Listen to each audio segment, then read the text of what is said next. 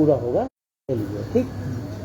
और इसमें जो लोटा में जल भरा पड़ा है, इसमें जो जल है, ठीक है, ये अभिमंत्रित होएगा इसमें, और जब यहाँ से उठेंगे किसी पौधे में छोड़ देने का। ठीक। ये भावना करते हुए कि पितर जो हैं वो और प्रेत भी साथ में हैं, क्योंकि प्रेतों की संख्या बहुत ज़्यादा है इस समुची पृथ्वी पर, ज़्यादा हो गई है। तो जो प्रेत हैं उनकी प्रेत योनि भी छूटे, ये साथ में एक संकल्प ये जोड़ करके चलना है। ठीक है ना। तो एक बार प्रेम से बोलो श्री विष्णु भगवान की जय। ओम उद्यत कोटि दिवाकराभ मनिशं शंखं गदाम पंकजं चक्रं विगतमिंदिरा सुमति संसो विपार्श्वद्वयं कोटिरंगदहार कुंडलधरं विश्वधरं सवक्षसल सक्षिवत्सचिन्नं भजे। ओम श्रीमन्नारायणाय नमः। एक बार प्रेम से बोलो श्री विष्णु भगवान की जय। चढ़ा दीजिए पुष्प सामने को। पितृ गायत्री का ध्यान करें। कहें ओम देवताभ्यः पितृभ्यः महायोगिभ्यः एव च नमः स्वाहाये स्वधाये नित्यमेव नमो नमः। ओम देवताभ्यः पितृभ्यः महायोगिभ्यः एव च नमः स्वाहाये स्वधाये नित्यमेव नमो नमः। ओम देवताभ्यः पितृभ्यश्च महायोगिभ्यः एव च नमः स्वाहाये स्वधाये नित्यमेव नमो नमः। ओम देवताभ्यः पितृभ्यश्च महायोगिभ्यः एव च नमः स्वाहाये स्वधाये नित्यमेव नमो नमः। ओम देवताभ्यः पितृभ्यश्च महायोगिभ्यः एव च नमः स्वाहाये स्वधाये नित्यमेव नमो नमः। ओम देवताभ्यः पितृभ्यश्च महायोगिभ्यः एव च नमः स्वाहाये स्वधाये नित्यमेव नमो नमः। ओम देवताभ्यः पितृभ्यश्च महायोगिभ्यः एव च नमः स्वाहाये स्वधाये नित्यमेव नमो नमः। ओम देवताभ्यः पितृभ्यश्च महायोगिभ्यः एव च नमः स्वाहाये स्वधाये नित्यमेव नमो नमः। ओम देवताभ्यः पितृभ्यश्च महायोगिभ्यः एव च नमः स्वाहाये स्वधाये नित्यमेव नमो नमः। ओम देवताभ्यः पितृभ्यश्च महायोगिभ्यः एव च नमः स्वाहाये स्वधाये नित्यमेव नमो नमः। ओम देवताभ्यः पितृभ्यश्च महायोगिभ्यः एव च नमः स्वाहाये स्वधाये नित्यमेव नमो नमः। एक बार प्रेम से बोलो श्री विष्णु भगवान की जय। ओम श्री हरि गरुड़ पुराण सारोद्धार। जल ले लीजिए हाथ में, संकल्प करिए सबसे पहले। पुष्प के साथ में ये जल है, इसमें से सब लोग ले लीजिए, ऐसे ले करके और संकल्प करेंगे। ठीक। जरा जरा सा जल सभी लोगों के हाथ में दे दीजिए, ये यहीं बीच में रख दे रहे हैं। ठीक है ना, यहीं से अपना निकाल लिया करेंगे। ठीक। हाँ। ओम विष्णु विष्णु विष्णु श्रीमद् भगवतो महापुरुषस्य विष्णुराज्ञया प्रवर्तमानस्य ब्रह्मणो द्वितीय परार्धे श्री श्वेत वाराह कल्पे वैवस्वत मनमंत्रे अष्टाविंशतितमे कलियुगे कल्पतम चरणे जम्बूद्वीपे भरतखंडे भारतवर्ष अंतर्गत ब्रह्मवर्तैक देशे प्रणप्रदेशे उत्तराखंड प्रदेशांतर्गत उधम सिंह नगर जनपदस्य पंतनगरस्य झा कॉलोनी स्थित शिवालये वर्तमाने राक्षसनाम संवत्सरे मासानां मासोत्तमे भाद्रपद मासे सूर्य शुक्ल पक्षे पूर्णम्यां तिथौ शनिवासरे और रात्रि काले कहें ओम आद्य सकल शास्त्र श्रुति स्मृति पुराणोक्त फल प्राप्ति कामः। अपने गोत्र का उच्चारण करके अपना नाम ले लीजिए। गर्भ गोत्र से गिरिजाशंकर शर्मा। कहें मम पितरस्य अक्षय तृप्ति सद्गति कामना सिद्ध्यर्थम भूलोकस्य समस्त प्रेतस्य प्रेतत्व निवृत्त्यर्थम विशेषतः भगवत प्रीत्यर्थम श्री गरुड़ पुराण सारोद्धार कथा श्रवणाख्य कर्मम ततः पितरस्य प्रेतस्य अक्षय तृप्ति सद्गति कामना सिद्ध्यर्थम कलशे स्थापित जलस्य तर्पणार्थम वृक्षमूले अहम संप्रददे। छोड़ दीजिए। एक बार प्रेम से बोलो श्री गणेश भगवान की जय। तो वर्णानाम अर्थ संघानाम रसानाम छंदसामपि मंगलानां च कर्तारो वंदे वाणी विनायको भवानी शंकरो वंदे श्रद्धा विश्वास रूपिणो याभ्यां विना न पश्यन्ति सिद्धाः स्वान्तस्तमीश्वरम् वन्दे बोधमयं नित्यं गुरुम शंकर रूपिणं यमाश्रितो हि वक्रोऽपि चन्द्रः सर्वत्र वन्द्यते। ॐ श्रीमन्नारायणाय नमः, श्री गणेशाय नमः, श्री शाम्ब सदाशिवाय नमो नमः। ॐ एक बार प्रेम से बोलो श्री विष्णु भगवान की जय। तो गरुड़ पुराण सारोद्धार, पहली बात तो ये विचारणीय है कि कुछ समय बीता है जो हमारे यहाँ हम लोग छुट्टियाँ लिया करते थे। अगर पहली बात तो नौकरी की व्यवस्था नहीं हुआ करती थी, लोग अपने परिवार के साथ कुंबे के साथ निर्द्वंद होकर के रहते थे। ठीक, वहाँ से हम लोग जब से नौकरी में घुसे हैं, पहले कहते हैं ना नौकरी उत्तम खेती मध्यम बान निकृष्ट चाकरी भीख निदान, ये कहावत जो थी ये यूं ही नहीं थी। कारण है कि नौकरी के लिए आपको दूर देश में जाना पड़ता है और आप अपने मूल से कट जाते हैं, और मूल से कटने के कारण से आपके यहाँ जो संस्कार जिस समय पे होने चाहिए नहीं हो पाते। कभी आपकी व्यस्तता रहती है, कभी कुछ रहता है, कभी कुछ रहता है। और गाँव में जो पुरानी व्यवस्था थी उसमें बुजुर्ग लोग रहते थे, उसमें 2-4 लोग जिसकी जैसी आवश्यकता होती थी वो वैसा काम करता था। तो वहाँ जो बुजुर्ग लोग रहते थे वो जानते थे कि किस समय कौन सा संस्कार होना है। तो एक प्रकार से हम कहें तो हम संस्कारों से कट से गए हैं। ठीक, तो उसके चलते चलते और बीच में तथाकथित बुद्धिजीवी लोग सक्रिय हो चुके हैं। तो उन बुद्धिजीवियों के कारण से, उनके द्वारा उत्पन्न किए गए भ्रम के कारण से हम लोगों के दिमाग में एक बात बैठा दी गई है कि साहब श्रीमद् महाभारत पुराण, जो महाभारत है काव्य, जैसे वाल्मीकि रामायण है ऐसे महाभारत है। महाभारत को पंचम वेद का दर्जा उपलब्ध है। मालूम है क्यों? क्योंकि उसमें नीति, राजनीति और सारे प्रसंग उसमें उपलब्ध हैं। ठीक, अगर हम उसका पाठ करते हैं तो हमें कब क्या कैसे क्यों करना चाहिए उस सब का मार्गदर्शन हमें प्राप्त होता है। कह रहे हैं धर्म अर्थ काम और मोक्ष चारों पुरुषार्थ की प्राप्ति में सोपान के रूप में वो स्थापित है। लेकिन उसके लिए हमारे दिमाग में भर दिया कि साहब अगर घर में महाभारत रखोगे, महाभारत का पाठ करोगे तो युद्ध हो जाएगा, घर में झंझट हो जाएगा।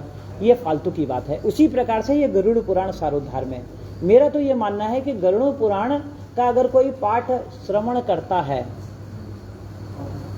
तो उसको जीवन जीने की कला आ जाती है। देखो, लोग कहते हैं कि साहब कोई घर में अगर मृत्यु हो जाए तभी गरुड़ पुराण सुना जाए। उसके पीछे एक धारणा ये है और ठीक भी है कि गरुड़ पुराण सुनने के बाद में आपका उस जीवात्मा के प्रति जो मोह रहता है उसमें जो है धीरे धीरे करके होता है, जिससे कि वो जीवात्मा भी अपने मार्ग पर आरूढ़ हो और आपका जो मोह है वो भंग हो ना। एक तो यह कारण है वहां पर, उस हिसाब से तो ठीक है। लेकिन अब ये कहना है कि अगर गरुड़ पुराण को घर में रखोगे तो घर में नहीं रखना चाहिए। ठीक है, गरुड़ पुराण जो है घर में नहीं रखना चाहिए, अशुभ होता है ये ऐसे कहें। या कई लोगों की, जैसे आज हमारे एक मित्र हैं वो कह रहे थे कि गरुड़ पुराण तो जब ही सुना जाता है जब घर में किसी की मृत्यु हो। वह बात गलत है। अगर ऐसा ही होता तो सूत जी का भी उच्चारण इसमें विवरण आता है, जो ऋषि गणों का, लगभग एक ही ऋषि व्यास जी ने इसकी भी रचना की हुई है। तो वो क्यों करते हैं? वो बाकी का फलाना नहीं करते, ढिमाका नहीं करते, इसको क्यों करते हैं? ये वास्तव में कहें धर्मशास्त्र है और नीति शास्त्र है। और अगर कोई अपने चैतन्य अवस्था में, माने उसकी इंद्रियां सही से काम कर रही हैं, उस स्थिति में इस गरुड़ पुराण का, माने कि जो शुरुआत है अपने आपके जीवन की जो शुरुआत है, अगर आप उस समय सुनते हैं तो आपके द्वारा कभी कोई अनाचार नहीं हो पाएगा। अगर कहीं गलती से मनसा वाचा या कर्मणा कुछ गलत होने जा रहा है तो इसका जो ये ज्ञान है ना, ये आपको रोकेगा कि साहब अगर मैं अनृत्य भाषण करूंगा, झूठ बोलूंगा, तो उसका लिए क्या सजा वहाँ निर्धारित है। और कुछ लोग कहते हैं कि साहब ये तो खाली पाखंड है, लोगों को डराने के लिए। तो ये डराने के लिए अगर कोई आपको सही रास्ते पे लाने के लिए डराता भी है ना, तो ठीक है ना। और गलत रास्ते में ले जाने के लिए अगर आपको कोई लोभ देता है तो वो गलत है, ठीक है। तो यहाँ पर हम सबसे पहले गरुड़ पुराण, ये तो मेरा जो मैंने अपना आकलन है वो मैंने आपके सामने रखा। इसके बाद में जो इस पुस्तक के ग्रंथकार ने जो अपना अनुभव रखा है, सबसे पहले हम वहीं से शुरुआत करते हैं। हम आज पहला दिन है तो पहला अध्याय तक ही हम चलेंगे, ठीक। तो इसमें विनम्र निवेदन किया है लेखक के द्वारा कि जहाँ जीवन है वहाँ मृत्यु भी निश्चित है। जातक से ही ध्रुवो मृत्यु ध्रुवम जन्म मृतस्य च, माने जो प्राणी जन्म ग्रहण करता है उसे समय आने पर मरना भी पड़ता है। मरना मीन्स शरीर का त्याग करना पड़ता है। पांच भौतिक शरीर जो है उसकी सीमा इस पांच भौतिक जो हमारा ये पृथ्वी है यहीं तक सीमित है। इसके आगे अगर आपको जाना पड़ेगा तो वहां के लायक आपको देह की आवश्यकता पड़ेगी। तो कह रहे हैं कि इस प्रकार, और जो मरता है उसको जन्म भी लेना पड़ता है। पुनर्जन्म का जो यह सिद्धांत है यह सनातन धर्म की अपनी विशेषता है। आपको और कहीं ऐसा प्रसंग मिलेगा ही नहीं, और उसके पीछे कारण भी है।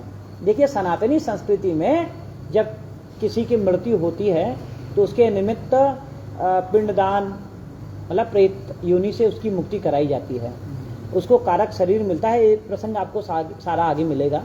और उसके बाद में वह पितरों की योनि में होते हुए फिर उसके कर्मानुसार विविध योनियों में जाता है। और अगर उसके कर्म बहुत बढ़िया है, मोक्षदायक कर्म है, तो वह मुक्त भी हो जाता है, ठीक। ऐसी व्यवस्था आपको कहीं और नहीं मिलेगी। आप इस्लाम में चले जाइए तो वहां पर वो कहते हैं कि साहब कयामत तक जो है उसी कब्र में रखे रहेंगे। अगर सारी दुनिया के लोग मर जाएं ना, तो वो उसी जो पीछे की कब्र में डाला गया था उसी में उसकी हड्डियों को किनारे करके वहीं से दोबारा से दूसरी अर्थी डाल देते हैं। वो कहते हैं सारे के सारे वो प्रेत है, वास्तव में उसकी प्रेत की गति नहीं छूटती है ऐसे, ठीक है। वो और जो प्रेत होता है वो पीड़ित व्यक्ति होता है, उसको खाने पीने की सारी चीजें हैं लेकिन मिलेगा नहीं उसको। तो वो क्या करता है कि जो कमजोर मन वाले होते हैं उनके मन के ऊपर हावी होता है। विशेष तौर से ज्योतिष शास्त्र में कहते हैं कि जब राहु और केतु की दशा अंतर दशा आती है ना, तो उस समय प्रेतों का प्रभाव मनुष्य पर हो सकता है, ठीक है। और बहुत सारे लोकाचार हैं उसके कारण से वहां पर प्रेतों का प्रभाव होता है। तो कह रहे हैं कि उन प्रेत जो है पीड़ित होता है, और वो जब देखता है कि मेरे कारण से और 4 लोग पीड़ित हैं तो उसको जरा सा राहत मिलती है। तो क्षणिक सुख के लिए दूसरे के शांत मन को उद्विग्न कर देता है वह प्रेत। तो उस प्रेत की भी सद्गति हो, इसलिए हमने यहाँ पर संकल्प लिया हुआ है, ठीक। तो कह रहे हैं कि जीवन की परिसमाप्ति मृत्यु से होती है। इस ध्रुव सत्य को सभी ने स्वीकार किया है और यह प्रत्यक्ष भी दिखाई पड़ता है। अगर आप देखें तो केवल सनातनी संस्कृति में ही पुनर्जन्म की अवधारणा है। पुनर्जन्म होता है। एक पुनर्जन्म अगर मैं बताऊं तो मेरे पिताजी 7 साल के होकर के बरेली में बसधरन गांव था, वहां पर उस 7 साल के एक पंडित जी के यहाँ, उनका नाम था पंडित हरि प्रसाद शर्मा जी, बहुत बढ़िया वैद्य थे। तो उनके यहाँ 7 साल के उनके बेटे के रूप में उनका जन्म था। उसके बाद वो उनकी वहाँ मृत्यु हुई तो सुल्तानपुर में उन्होंने जन्म लिया, जहाँ से हम लोग हैं, ठीक है। उनको अपने पिछले जन्म का याद था ना। लोग सुनी सुनाई की बात करते हैं, मेरे अपने जीवन में मेरा मजे की बात है कि वो जो पिछले जन्म के उनके संबंधी हैं उन लोगों से मेरा अब भी संपर्क है। सही है ना। मैंने आप लोगों से, मैक्सिमम लोगों से मुझे लगता है मिलवा ही रखा, आपने भी देख रखा है, सभी लोगों ने लगभग देख ही रखा है। तो ये लोग कटाक्ष करते हैं कि क्यों सनातनी संस्कृति में ही पुनर्जन्म क्यों होता है। मालूम है क्यों होता है? क्योंकि यहाँ पर प्रेत योनि से मुक्त कर दिया जाता है साहब, इसलिए उसको अगला जन्म मिलता है। अब क्रिश्चियन में, इस्लाम में वो तो भैया इंतजार कर रहे हैं ना कि जब प्रलय आएगी, तब तक ले तो तुमने प्रेत बना ही दिया उसको, अब बेचारा भूखा तापा जो है पड़े रहे, ठीक है।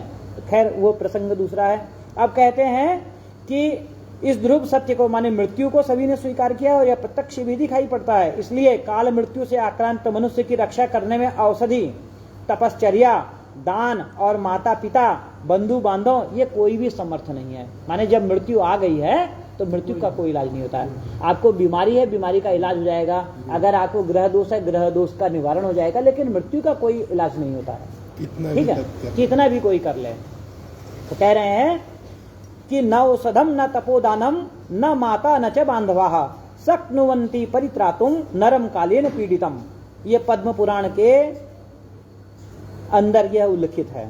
जीवात्मा इतना सूक्ष्म होता है कि वह शरीर से निकलता है, उस समय कोई भी मनुष्य उसे अपने चर्म चक्षुओं से नहीं देख सकता है। जो दिव्य होगा, जिसके पास दिव्य दृष्टि होगी, तो वह उस जीवात्मा को भी देख सकता है, देखने में सक्षम है। ऐसा नहीं है कि उसको नहीं देखा जा सकता है, लेकिन उसके लिए एक विशेष व्यवस्था करनी पड़ती है। ठीक, तो कह रहे हैं कि यही जीवात्मा जो उस शरीर को त्याग करके निकला है, अपने कर्मों के भोगने के लिए एक अंगुष्ठ पर्व परिमित, माने ये अंगुष्ठ पर्व, एक पर्व ये हुआ।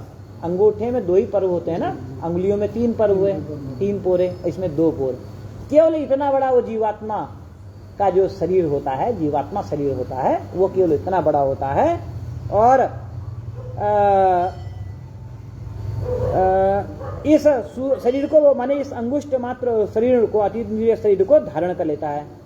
मजे की बात है, आगे उल्लेख आएगा। अब खैर आगे का जिस समय आएगा मैं उसी समय वर्णन करूंगा तो सही रहेगा, नहीं तो कथा समय बहुत ज्यादा विस्तार हो जाएगा, हम उसी समय पे आएंगे। कह रहे हैं तक्षणा सो अथ ग्रहणाति शारीरम चाति वाहिकम अंगुष्ठ पर्व मात्रम तु स्व प्राणेरेव निर्मितम। स्कंद पुराण से ये भी है। कह रहे जो माता पिता के शुक्र और शोणित द्वारा बनने वाले शरीर से भिन्न होता है, माने उसके लिए किसी के शुक्र शोणित की या पंचभूत की आवश्यकता नहीं होती है। ठीक,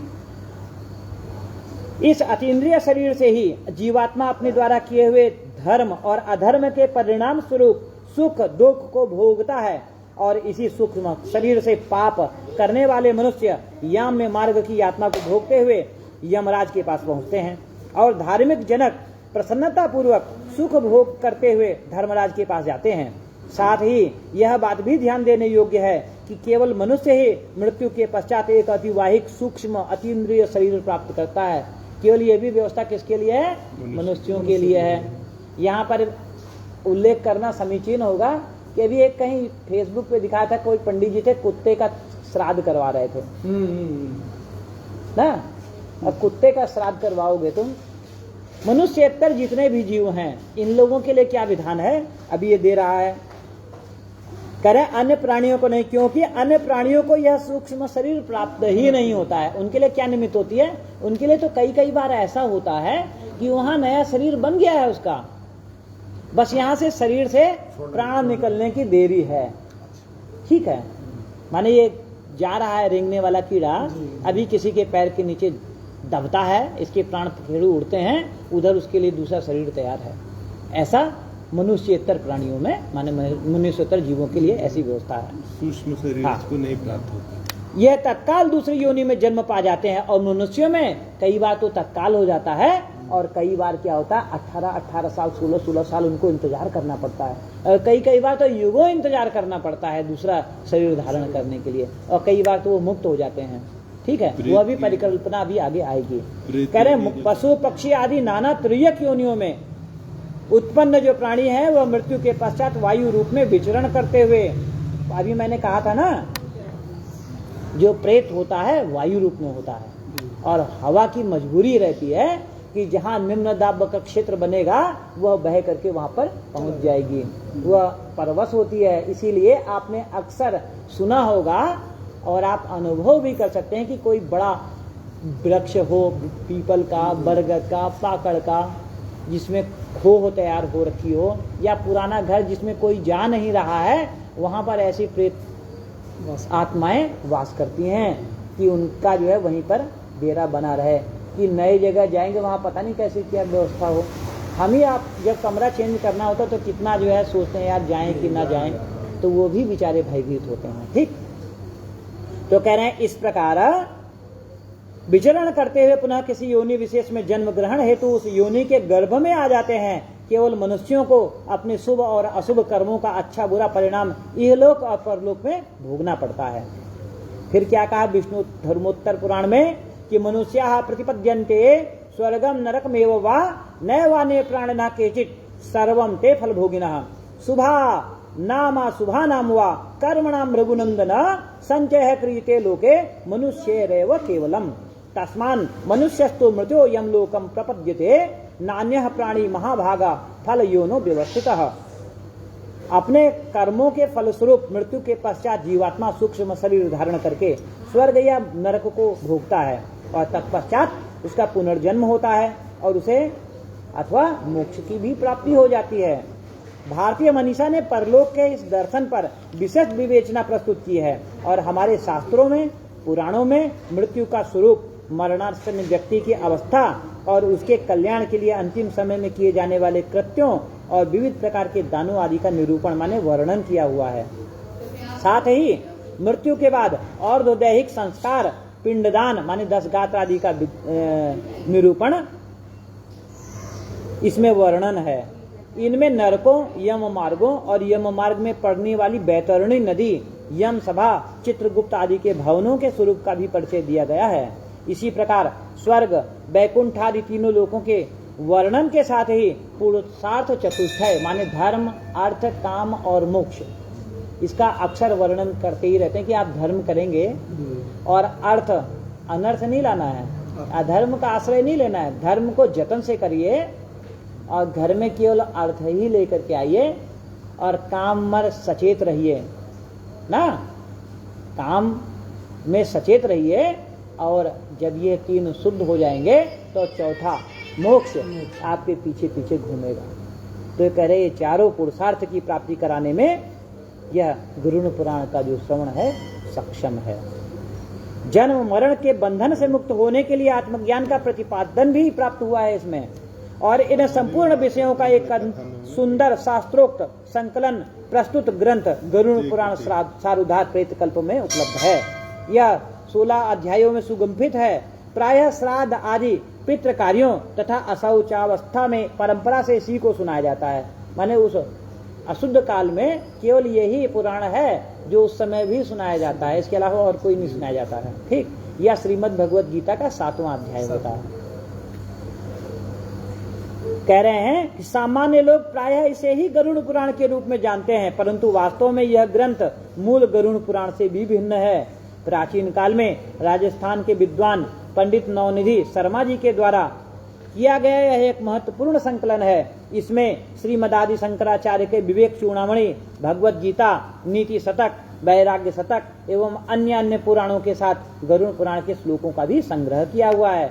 मानिए खाली गरुड़ पुराण ही नहीं है, ये कई सारे शास्त्रों का निचोड़ है जो ये गरुड़ पुराण सारोद्धार प्रेत कल्प है। यह कुछ लोगों में यह भ्रांत धारणा बनी है, अभी हम इसी विषय पे बात कर रहे थे कि इस गरुड़ पुराण सारोद्धार माने प्रेत कल्प को घर में नहीं रखना चाहिए। कारण घर में नहीं रखना चाहिए, केवल श्राद्ध आदि प्रेत कार्यों में ही इसकी कथा सुनते हैं। माने श्राद्ध में ये जो समय है यह प्रशस्त है, या उस समय जो मलिन सूतक लगा हो उस समय यह प्रशस्त है ऐसा। लेकिन यह बात यह धारणा भ्रांत है, माने गलत ही है। कारण कि इस गरुड़ पुराण सारोद्धार यह धारणा अत्यंत भ्रामक और अंधविश्वास युक्त है। कारण इस ग्रंथ की महिमा में ही यह बात लिखी है कि जो मनुष्य इस गरुड़ पुराण सारोद्धार को सुनता है, चाहे जैसे भी इसका पाप करता है, वह यमराज की भयंकर यातनाओं को तोड़कर निष्पाप होकर स्वर्ग को प्राप्त करता है। कारण क्योंकि यहाँ पर बताया है ना कि आपको कैसे कर्म करने हैं, कैसे कर्म नहीं करने हैं। अगर आप उनका पालन करते हैं ना तो आपको धीरे धीरे आपकी रास्ता जो है ना एकदम दृढ़ हो जाएगा उस पर। ठीक, और दृढ़ हो जाएगा, आपसे गलती हो ही नहीं पाएगी, तो यमराज की यातना कहाँ मिल रही भाई ना। कह रहे चाहे जैसे भी हो यह ग्रंथ बड़ा ही पवित्र और पुण्यदायक है तथा सभी पापों का विनाशक है, सुनने वालों की समस्त कामनाओं का पूरक है। इसका सदैव श्रवण करना चाहिए। इसकी सारोद्धार फलश्रुति में कहा है कि पुराणम कारुणम पुण्यम पवित्रम पापनाशनम श्रृण्वताम कामना पूर्वम श्रोतव्यम सर्वदैव ही। गरुड़ पुराण सारोद्धार का श्रवण रूपी यह और द्वैत कृत्य पितरों की मुक्ति प्रदान करने वाला है, पुत्र विषयक अभिलाषा को पूर्ण करने वाला है। माने अगर किसी के पुत्र नहीं हो, संतान नहीं हो, और वह इसका ससंकल्प श्रवण करता है इस कामना से, तो पितरों की अगर कृपा हो जाए तो कोई पितर जो इंतजार कर रहा हो कि मैं अपने वंश परंपरा को आगे बढ़ाऊं, तो वही आपके यहाँ पुत्र के रूप में चले आएगा। ठीक है, तो यह पुत्र प्राप्ति का भी साधन है। पुत्र प्राप्ति के और कई सारे उपाय हैं, जैसे किसी मंत्र का अनुष्ठान करना, पुत्र कामिष्टे यज्ञ करना, एक पुत्रद व्रत है उसका, एक पयो व्रत है उसका, और एक यह विधान इसमें दिया हुआ है। ठीक, हरिवंश पुराण की कथा सुनने से भी पुत्र की प्राप्ति होती है। तो अब कह रहे हैं हाँ हाँ, जो इस पवित्र प्रेत कल्प को, हाँ, पुत्र विषयक अभिलाषा को पूर्ण करने वाला और इस लोक परलोक में सुख प्रदान करने वाला है। जो इस पवित्र प्रेत कल्प को सुनता अथवा सुनाता है, दोनों ही पाप मुक्त हो जाते हैं और कभी भी दुर्गति को नहीं प्राप्त होते हैं। माने जो मैं सुना रहा हूँ और आप सुन रहे हैं, ठीक, अगर हम दोनों मतलब उभय पक्ष, श्रोता और वक्ता दोनों इसके नियमों को, मैं पढ़ रहा हूँ, मेरा को रिवाइज हो जा रहा है, भविष्य में कोई गलती मुझसे होने जा रही होगी और यह मुझे उस समय याद आ गया, तो मैं उस गलती को करने से बच जाऊंगा।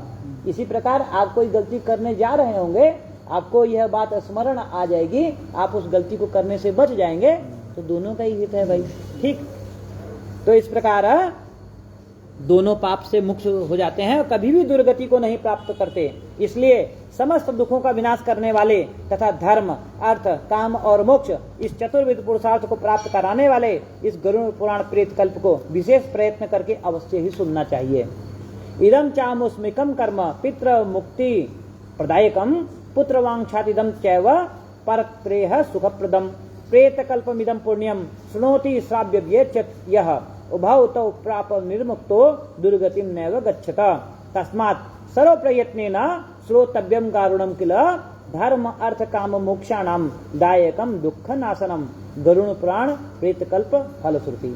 यही अभी मैंने आपको हिंदी में सुनाया था। ठीक, आगे वास्तव में गरुड़ पुराण सारोद्धार की समस्त कथाओं और उपदेशों का सार यह है कि हम आसक्ति का त्याग करके वैराग्य की ओर प्रवृत्त होना चाहिए तथा सांसारिक बंधनों से मुक्त होने के लिए एकमात्र परमात्मा की शरण में जाना चाहिए। इसका केवल एक ही ये, केवल हमें यही करना है, और ये जो है उपादान है, इसका साधन है ना। अब यहाँ पर वैराग्य समझने की जरूरत है। वैराग्य का मतलब क्या हुआ कि हम ये भगवत धारण कर लें और बच्चों को, बीबी को, अम्मा बाबू को, सबको छोड़ करके जंगल में चले जाएं, ये होता है वैराग्य। नहीं, माया मोह छोड़ के जो नहीं, माया मोह कैसे छोड़ सकते हैं आप? देखो, हमने जब जन्म ले लिया है, जैसे वो घर परिवार छोड़ के हाँ, तो धीरे धीरे तभी ये कम होता है, जैसे उसमें व्यवस्था है मतलब। हाँ हाँ, काजल की कोट। अब सुनिए, हम जो है वैराग्य का मतलब समझिए, बेराग। वैराग्य का मतलब ये नहीं कि भगवा धारण किया या कपड़ा भी छोड़ दिया, साहब एकदम दिगंबर होकर के रहेंगे, मतलब ये नहीं है। वैराग्य का मतलब यह है कि मेरी माँ है, मेरा बेटा है, मेरी पुत्री है, जो ममत्व भाव है इसका त्याग कीजिए, और आपके ऊपर जो जिम्मेदारी है आप ये समझिए कि माँ के रूप में, भाई के रूप में, बहन के रूप में, पत्नी के रूप में, बच्चों के रूप में आपको आपकी योग्यता के अनुसार जो भी ईश्वर ने जिम्मेदारी सौंप रखी है, उस जिम्मेदारी को सही ढंग से निर्वहन करना है। माने माता पिता को, भाई बहन को, बंधु बांधवों को, पुत्र पत्नी बिटिया को, सबको अपने ईश्वर की सेवा का साधन बनाइए। अगर ऐसा करते हैं तो यही वैराग्य है। सही है? नहीं तो अगर सारा वैराग्य इतना ही होता तो देखो, ब्रह्मा जी है हमारे, जिन्होंने सृष्टि का निर्माण किया, वो भी सन्यासी हैं, लेकिन गृहस्थ का त्याग नहीं किया। शंकर जी गौरा के साथ में रहते हैं, गृहस्थ का त्याग नहीं किया। विष्णु भगवान माता जी के साथ में है, गृहस्थ का त्याग नहीं किया। इसके अलावा जितने भी अन्य ऋषियों को आप देख लीजिए, कुछ लोग हैं जो बाल ब्रह्मचारी, जैसे नारद जी हो गए हमारे, सनक, सनंदन, सनातन और कुमार, ये चार बाल खिल्यादि जो ऋषिगण हैं, ये लोग ब्रह्मचर्य की अपनी अलग ही महत्ता है। मेरा कहने का मतलब है कि ब्रह्मचर्य में आप कब जाएंगे? उसके लिए भी नियम है। आपके माता पिता के 4 बच्चे हैं, ठीक है, अगर एक ब्रह्मचारी भी बन गया साहब तो डजंट मैटर, चल जाएगा। लेकिन अगर एक बच्चा है और उसके बाद में वहीं से खत्म हो रही कहानी, तब भैया ऐसा जो है संन्यास मेरे ख्याल से, क्योंकि माता पिता की आपके, या तो आपके माता पिता आपको अनुमति दें, क्योंकि संन्यास भी जब ही लिया जाता है सबसे पहले माता से ही अनुमति ली जाती है। और अगर आप विवाहित हैं तो आप अपनी पत्नी से जाकर के माता भवती भिक्षाम में देही मांगेंगे, ठीक है ना। तो संन्यास की अगर आप उसकी भी सोचते हैं ना, तो पहले उसकी पात्रता तो अर्जित कर लो बंधुवर। आपकी जिम्मेदारियों को सही ढंग से, माने कि आपको जिम्मेदारियों को निर्वहन करना है, लेकिन बैरागी होकर के। बैरागी माने बिना राग द्वेष के, ठीक। पत्नी है इसलिए उसकी सेवा नहीं करनी है, आपके ऊपर पत्नी के रूप में भेजी गई विशेष जिम्मेदारी है, इसलिए उसकी सेवा करनी है। ये धारणा अगर आपने बलवती कर ली तो आप वैसे ही मुक्त हैं, ठीक। आगे कहा कि हम कहाँ थे, मेरी यही तो समस्या, मैं कहीं का कहीं पहुंच जाता हूँ।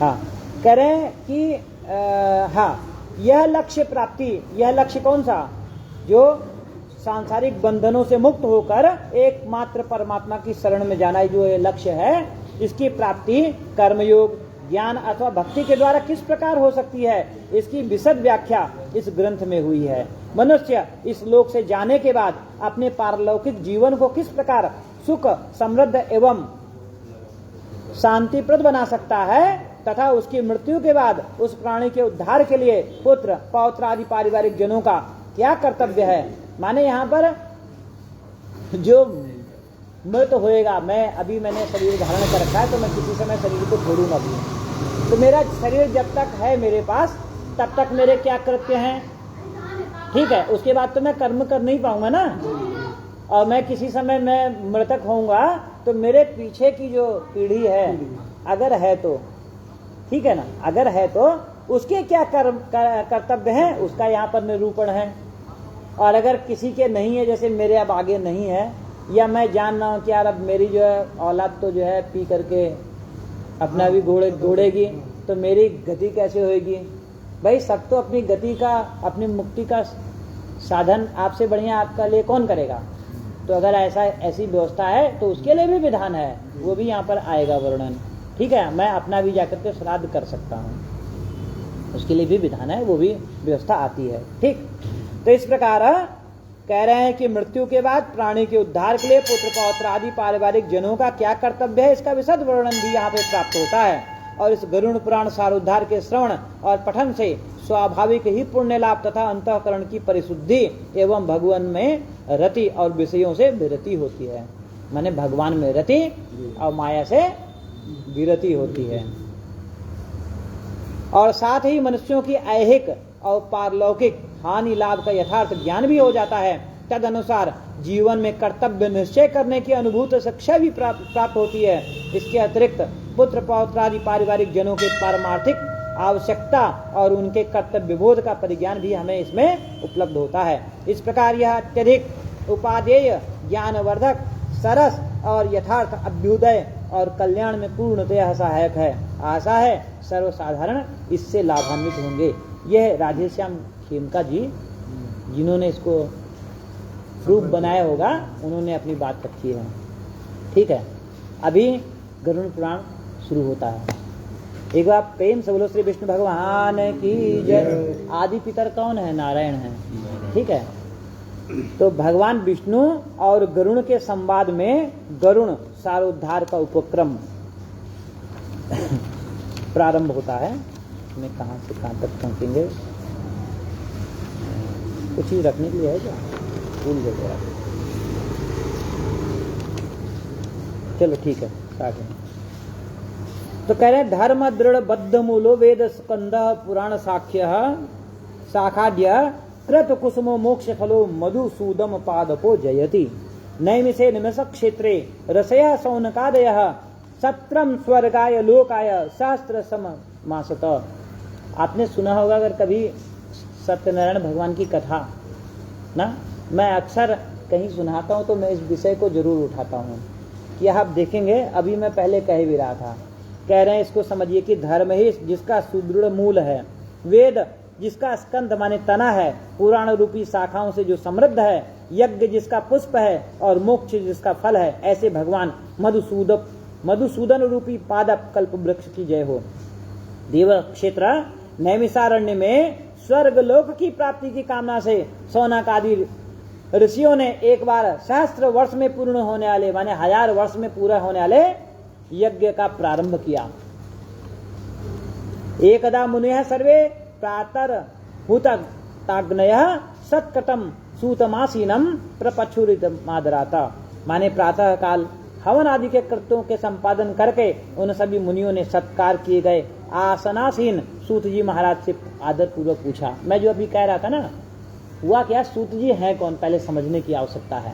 सूत जी भगवान वेद व्यास के परम प्रिय शिष्य। परम प्रिय कौन होएगा, विचारनीय बात है। कह रहे हैं कि जो अपने गुरु का सारा ज्ञान आत्मसात कर ले।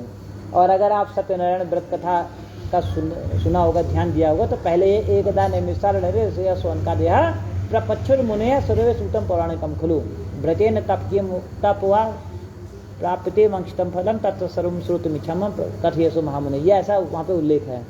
तो माने कि ये जो एक दिन की व्यवस्था नहीं थी, जैसा कि वहाँ पर है कि कह रहे हैं कि जब जो है सौनक आदि 88,000 ऋषिगण तपस्या कर रहे हैं वहाँ पर, तो उनके मन में जब भ्रांति उत्पन्न हुई तो उन्होंने सौनक ऋषि के पास में जो ऋषिगण थे, उन्होंने जा करके सोचा कि हम सबसे ज़्यादा उम्रदराज सौनक ऋषि हैं, क्यों ना हम उनके पास चलें, जो भी हमारी जिज्ञासाएं हैं उनका समाधान प्राप्त करें।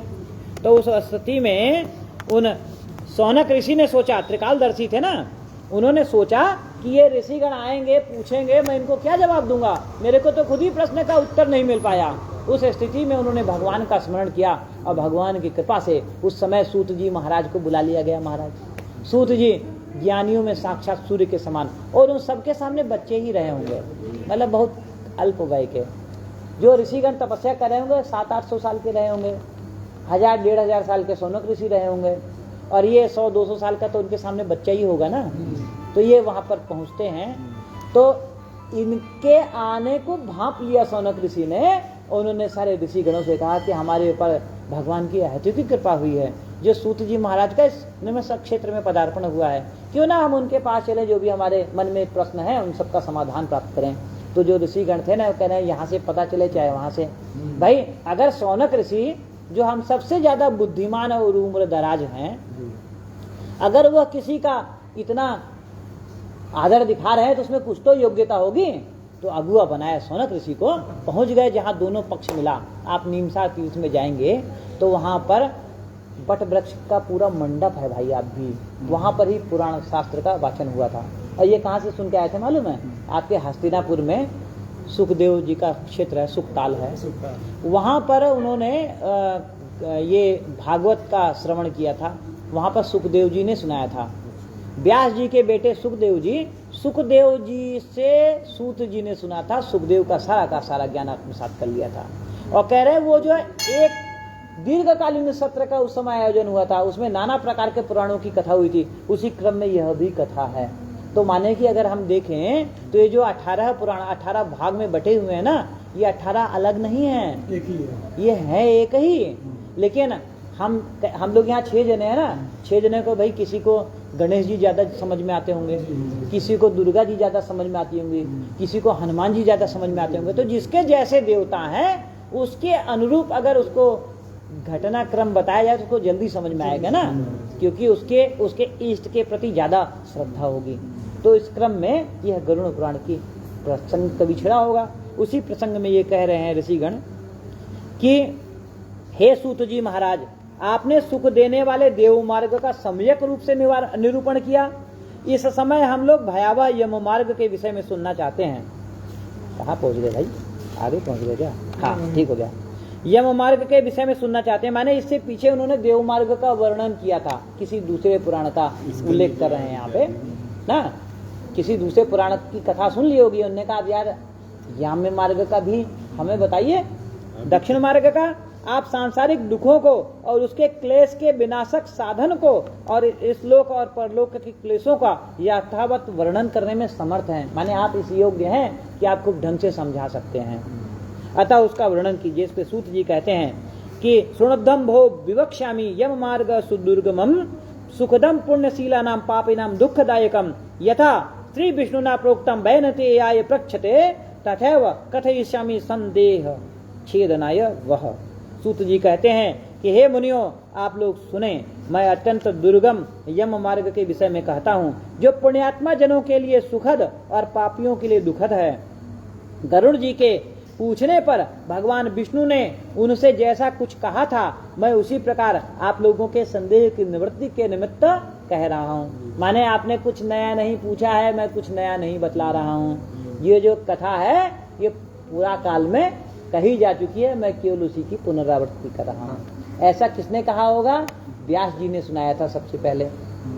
उस बात को सुखदेव जी ने रिपीट किया और उस बात को सूत जी ने श्रवण किया और अब सूत जी के माध्यम से यहाँ कही गई, जो इस समय गिरिजा शंकर शुक्ला के मुख से आप लोगों के कानों में पहुंच रही है। ठीक है, घूम घूम करके। ठीक, तो इस पर गरुड़ जी कहते हैं, कह रहे किसी समय वैकुंठ में सुखपूर्वक विराजमान परम गुरु श्री हरि से विनता पुत्र गरुड़ जी ने विनय से झुककर पूछा कि भक्ति मार्गो बहुविधम कथितो भवता मम तथा च कथिता देव भक्ता नाम गतिरुत्तमः। मैं संस्कृत का मूल पाठ नहीं करता हूँ, मैं केवल हिंदी में ही हम चलते हैं। ठीक, गरुड़ जी कहते हैं कि हे देव, आपने भक्ति मार्ग का अनेक प्रकार से मेरे समक्ष वर्णन किया है और भक्तों को प्राप्त होने वाली उत्तम गति के विषय में भी कहा है। अब हम भयंकर यम मार्ग के विषय में सुनना चाहते हैं। हमने सुना है कि आपकी भक्ति से विमुख प्राणी वही नरकों में जाता है। माने भगवान की भक्ति से जो विमुख होता है वो नरकों में जाता है। भगवान का नाम सुगमता पूर्वक लिया जा सकता है। जीवा प्राणी के अपने वश में रहती है, जीव तो आपके वश में है, फिर भी लोग नरक को जाते हैं। ऐसे अधम मनुष्यों को बारंबार धिक्कार है। इसलिए हे भगवान, पापियों को जो गति प्राप्त होती है और यम मार्ग में जैसे वे अनेक प्रकार के दुख प्राप्त करते हैं, उसको आप मुझसे कहिए। इस पर भगवान कहते हैं कि हे पक्षींद्र, सुनो, मैं उस यम मार्ग के विषय में कहता हूँ जिस मार्ग से पापी जन नरक की यात्रा करते हैं और जो सुनने वालों के लिए भी भयावह है। आप सुनेंगे, आप स्वयं कांप जाएंगे, ऐसा भगवान ने कहा। कह रहे हे तार्क्ष। तार्क्ष क्यों कहा? भगवान का नाम, गरुड़ जी का नाम है तार्क्ष। हाँ, जो प्राणी सदा पाप पारायण हैं, दया और धर्म से रहित हैं, जो दुष्ट लोगों की संगति में रहते हैं, सत शास्त्र और सत संगति से विमुख हैं, जो अपने को स्वयं प्रतिष्ठित मानते हैं, माने अपने को ही अहम है, जिसके अंदर घमंडी है, जो अहंकारी हैं और धन और मान के मद से चूर रहते हैं, आसुरी शक्ति को प्राप्त हैं और दैवी संपदा से रहित हैं, जिनका चित्त अनेक विषयों में आसक्त होने के कारण भ्रांत है, जो मोह के जाल में फंसे हुए हैं, जो कामनाओं के भोग में ही लगे रहते हैं। ऐसे व्यक्ति अपवित्र नरक में गिरते हैं। जो लोग ज्ञानशील हैं वे परम गति को प्राप्त होते हैं। पापी मनुष्य दुख पूर्वक यम यातना को प्राप्त करते हैं। पापियों को इस लोक में जैसे दुख की प्राप्ति होती है और मृत्यु के पश्चात वे जैसी यम यातना को प्राप्त होते हैं, उसे सुनो। कहते हैं कि यथा उपार्जित पुण्य और पाप के फलों को पूर्व में भोग कर कर्म के संबंध में उसे कोई शारीरिक रोग हो जाता है। आदि माने मानसिक रोग, व्याधि माने शारीरिक रोग से युक्त और जीवन धारण करने की आशा से उत्कंठित उस व्यक्ति की जानकारी के बिना ही सर्प की भांति बलवान कालक उसके समीप आ पहुंचता है और उस मृत्यु के संप्राप्ति की स्थिति में भी उसको वैराग्य नहीं होता है। माने मरने के लिए तैयार है, अभी भी उसको माया मोह से उपरति नहीं है ना, मरने के लिए तैयार है और उसके बाद भी ऐसा कई प्रसंग आ जाते हैं ना, बताने के लिए कि बच्चों के ऐसा फलाने जगह रखा हुआ लेकिन कुछ निकल ही नहीं पा रहा है। तो कह रहे हैं कि उसने जिनका भरण पोषण किया था उन्हीं के द्वारा उसका भरण पोषण होता है। वृद्धावस्था के कारण विकृत रूप वाला और मरणाभिमुख वह व्यक्ति घर में अवमानना पूर्वक दी हुई वस्तु को कुत्ते की भांति खाता है। कई बार होता है, भगवान ऐसे स्थिति किसी के पास ना लाए, संतान अगर आज्ञाकारी है ना तो जो है वृद्धावस्था सुखपूर्वक कट जाती है बंधुअर, केवल आपके शारीरिक कष्ट ही आपको कष्ट देंगे। लेकिन अगर संतान नालायक है ना, तो जो है अभी सुनने में आया था कि कहाँ वृंदावन की यात्रा कराने के लिए ले गए थे अम्मा को, और वहीं छोड़ करके चले आए। 4 लौंडे थे उसके। उस माँ ने अपना गीले में रह करके बेटे को सूखे में रखा होगा, अपना रक्त पिला पिला करके उसने पाला। ठीक है, जो अपने माँ बाप को ऐसे छोड़ करके चले आते हैं, वो भोजन कैसे देते रहे होंगे। और मूर्ख जो है माँ बाप के लिए कुछ नहीं करेंगे, कुत्ते का पिंडदान कर रहा है। एक पंडित जी आकर के, मंत्र भी बड़े, पंडित भी वैसी थे ना, पंडित जी को तो माया से लेना देना था, तो उन्होंने जो है वहां मंत्र किया। और वहां पर और एक चीज और मजे की बात है, आपके माता पिता आपके सामने अगर कलज रहे हैं, तो आप मरने के बाद कितना भी श्राद्ध कर लो साहब, उसका आपको फल नहीं मिलना है, उसका फल नहीं मिलना है। ठीक है, और यह भी सत्य है कि आप सोच रहे हैं ना कि मैंने जल दिया तो मेरे पितरों को सद्गति होगी। उनको सद्गति उनके कर्मों से होनी है। अगर मैं करता हूँ पुम नाम नरकात त्रायके की पुत्र, जो अपने पितरों को पुम नामक नरकों से तार देता है वही पुत्र होता है। मैं अगर पिंडदान कर रहा हूँ तो मैं अपने लिए कर रहा हूँ, पुत्र का धर्म निर्वहन कर रहा हूँ। अगर मैं कर रहा हूँ तो मैं खुद उस नरक में नहीं पड़ूंगा। ठीक है ना। तो यहाँ पर यह विचारणीय बात है कि आपके माता पिता अगर जीवित हैं तो उनको किसी प्रकार से कष्ट नहीं होना चाहिए।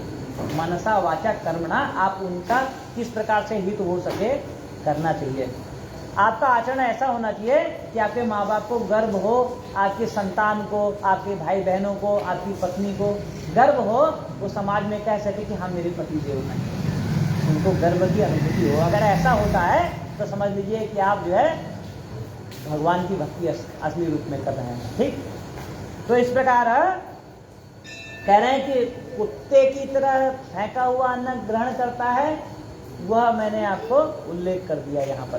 ठीक, कह रहे हैं उसे मंदाग्नि हो जाती है। मंदाग्नि का मतलब समझ रहे हैं, जो भोजन करेंगे हजम नहीं होगा, अपच हो जाती है, क्योंकि अग्नि मंद हो जाती है, धीमी पड़ जाती है। जो पचाने वाली अग्नि है अजीर्ण बोलते हैं। हाँ, उसका आहार और उसकी सभी चेष्टाएं कम हो जाती हैं। आपने देखा होगा कि जैसे जैसे उम्र बढ़ती है ना, अब बुढ़ौती आने लगी है तो खाना भी हजम नहीं होता साहब। ठीक है, तो खाना भी कम खाएगा, सांस भी धीरे धीरे लेगा, बोलना भी कम बोलेगा, भी तो घरघराहट आती है। इंद्रियां क्योंकि शिथिल पड़ जा रही हैं ना, इस कारण से। प्राणवायु के बाहर निकलते समय आंखें उलट जाती हैं, नाड़ियां कफ से रुद्ध हो जाती हैं, और खांसी और श्वास लेने में प्रयत्न करना पड़ता है। उसे खांसी होती है और श्वास लेने में प्रयत्न करना पड़ता है। कंठ से घुर-घुर की ध्वनि निकलती है, घुर-घुर के शब्द खर्राटे आते हैं ना, वो कफ जम जाता है। चिंता मग्न स्वजनों से घिरा हुआ तथा सोया हुआ वह व्यक्ति काल पास के वशीभूत होकर बुलाने पर भी नहीं बोल पाता। इस प्रकार कुटुंब के भरण पोषण में निरंतर लगा रहने वाला अजितेंद्रिय व्यक्ति अंत में रोते बिलखते बंधु बांधवों के बीच उत्कट वेदना से संज्ञा शून्य होकर मर जाता है। हे गरुण, उस अंतिम क्षण में प्राणी को व्यापक दृष्टि प्राप्त हो जाती है।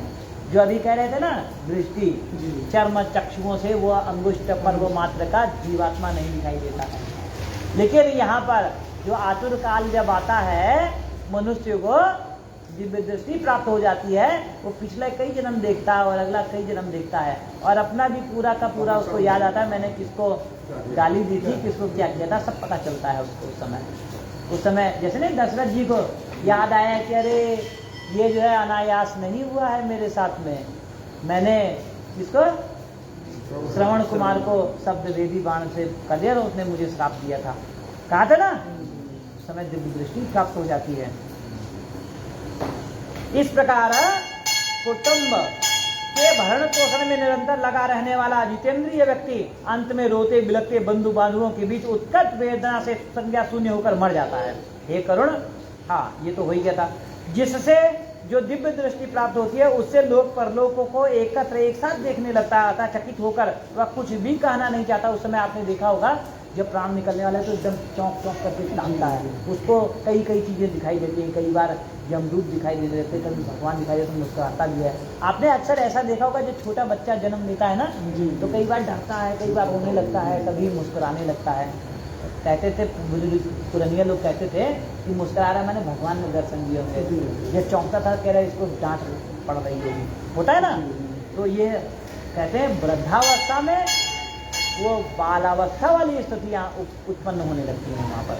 जिस प्रकार से जन्म होता है उसी प्रकार से चले भी जाता है वो। इस प्रकार यमदूतों के समीप आने पर उसकी सभी इंद्रियां विकल हो जाती हैं, चेतना जड़ीभूत हो जाती है और प्राण चलायमान हो जाते हैं। आतुर काल में प्राणवायु के अपने स्थान में चल देने पर एक क्षण भी एक कल्प के समान प्रतीत होता है और 100 बिच्छुओं के डंक मारने जैसी पीड़ा होती है, वैसी पीड़ा का उस समय उसे अनुभव होने लगता है।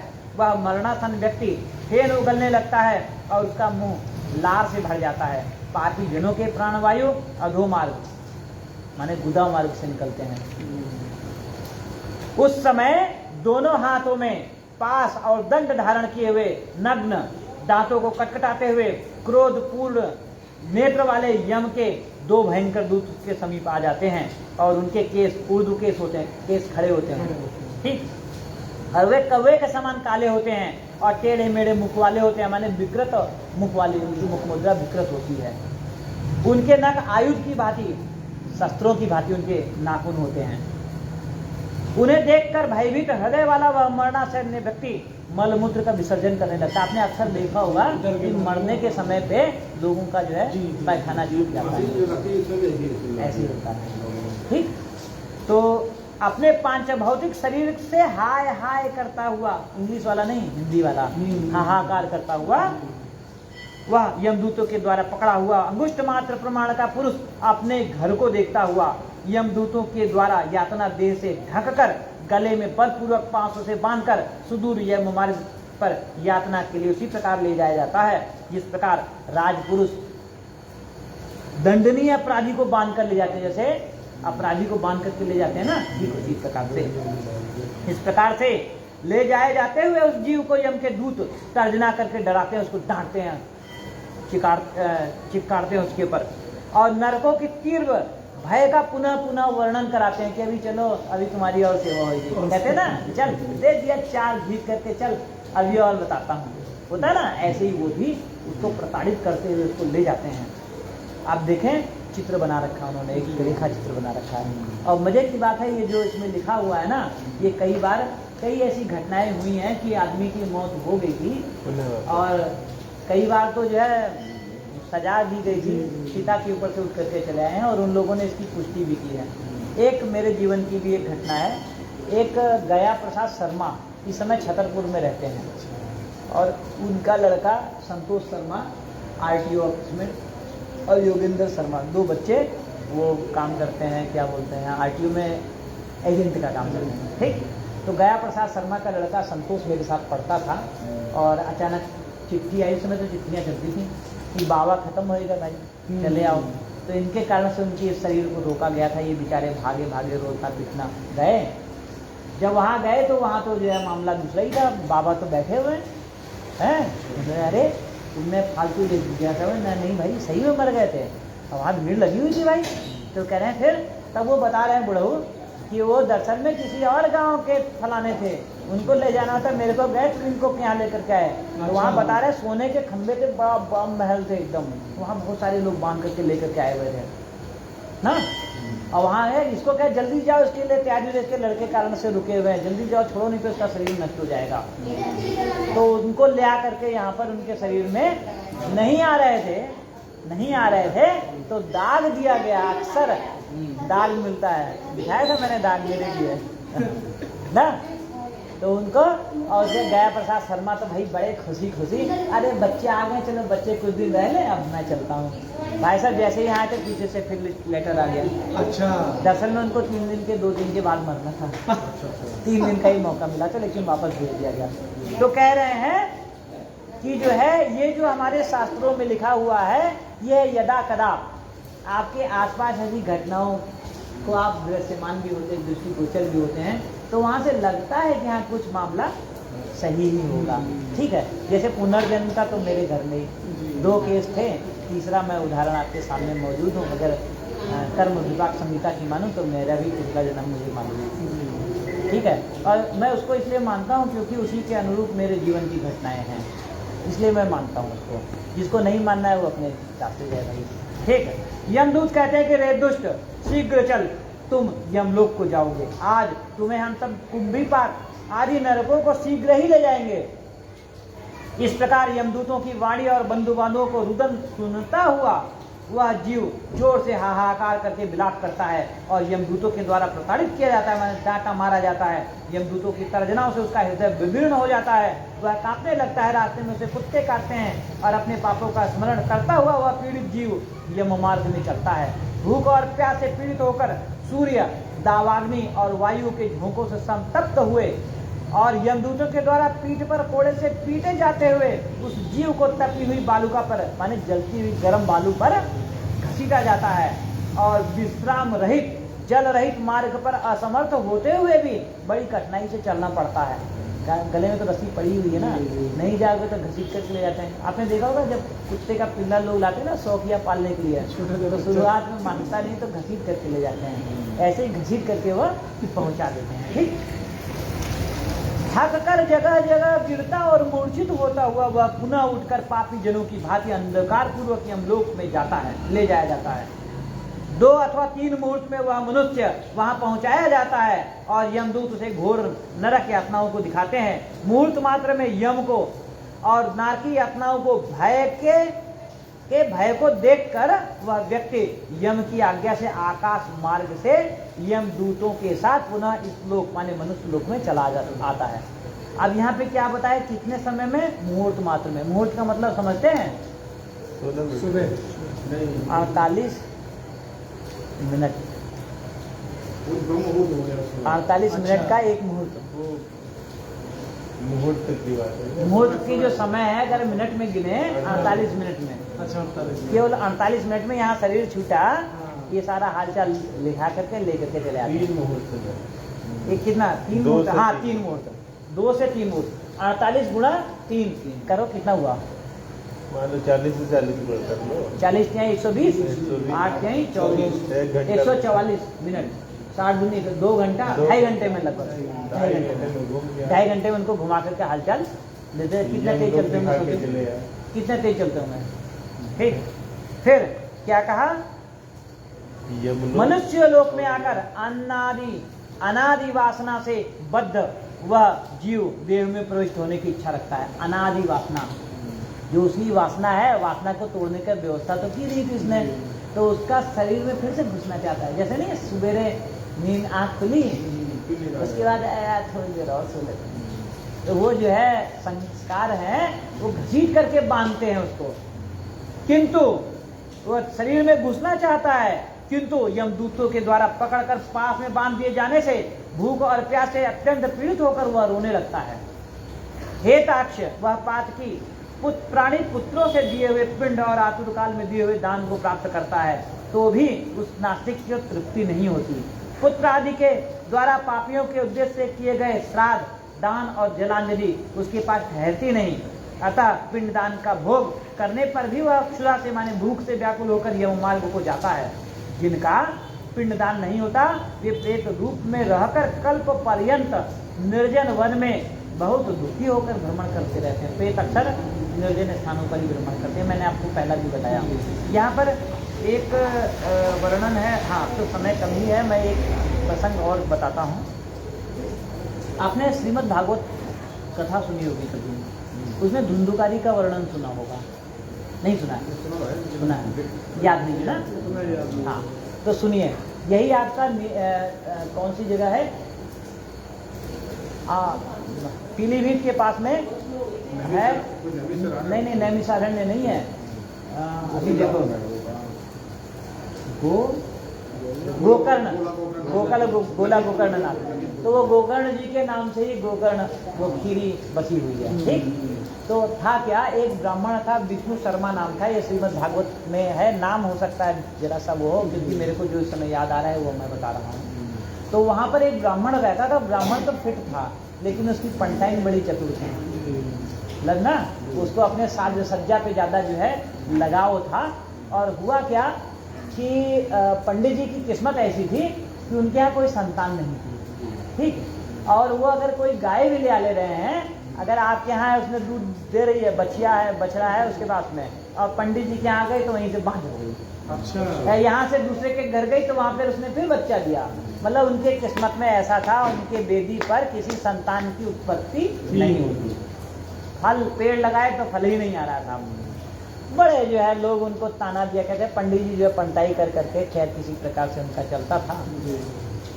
एक बार लोगों की ताना से त्रस्त हो गए पंडित जी, तो उन्होंने कहा ये शरीर जो है बेकार है, चलो जंगल में गए कि आज प्राणोत्सर्ग कर देते हैं। वहाँ गए तो उन्होंने एक महात्मा को देखा जो तपस्या में रत थे, और उनके पास उनको बड़ा सुकून मिला।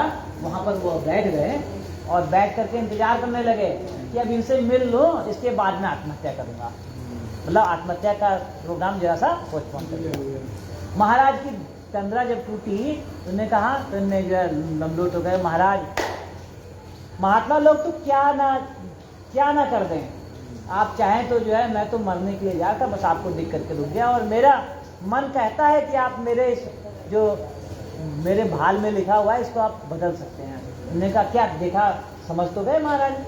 महाराज ने कहा ऐसा है ना, तेरे किस्मत में नहीं है संतान, तू जा घर में जा, अपने इस कर्म को विपाक कर, इस कर्म को भोग। लोगों का ताना मिलता है तो ताना सुन, और तेरा ये कट जाएगा तो अगले जन्म में भी नहीं, उसके अगले जन्म में तेरे को संतान होगी। तो मान नहीं रहा है, कह रहे नहीं आप चाहे तो क्या कर सकते हैं, आपका तपोबल है, ये है वो है, और आपका तो मैं पैर छोड़ूंगा नहीं, आप मुझे जो है ये है वह। खूब उसने गिड़गिड़ाना शुरू किया।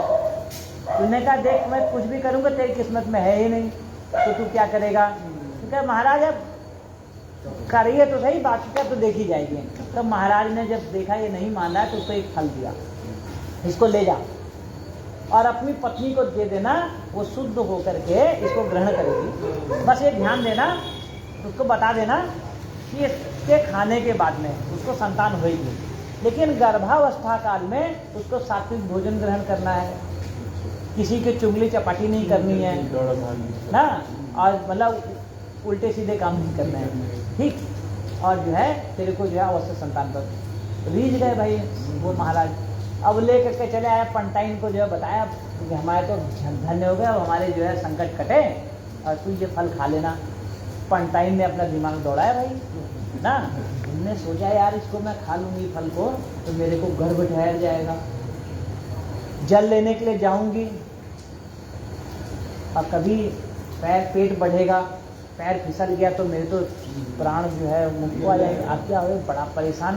अब किससे कहे, तो वो सबसे पहले जो पानी भरने के लिए गई, सर पकड़ करके बैठी थी, उसकी सहेलियां जो 4 जिनसे होती थी ना डेली इधर की उधर लगाने का काम, उनसे बात हुई। उन्होंने कहा पंडित जी ऐसा लेकर के आए हैं, अब मैं क्या करूं, खाऊं तो भाई एक तो मेरी सुंदरता भी जाएगी और शरीर ऐसे किसी दिन गिर गई, और बता रहे हैं अगर सबसे बच भी गई तो प्राण, अरे संतान होते समय नया जन्म होता है औरत का, वो वेदना को मैं कैसे सह पाऊंगी, और उसके बाद बच्चा होएगा, वो दूध पिएगा तो मैं तो वैसी बुद्धि लगने लगूंगी, तो बड़ी समस्या है। कहा तो तू मत खा, जब तेरे को इतना करे नहीं खाऊंगी तो जो है पंडित जी उनको क्या करूँगी।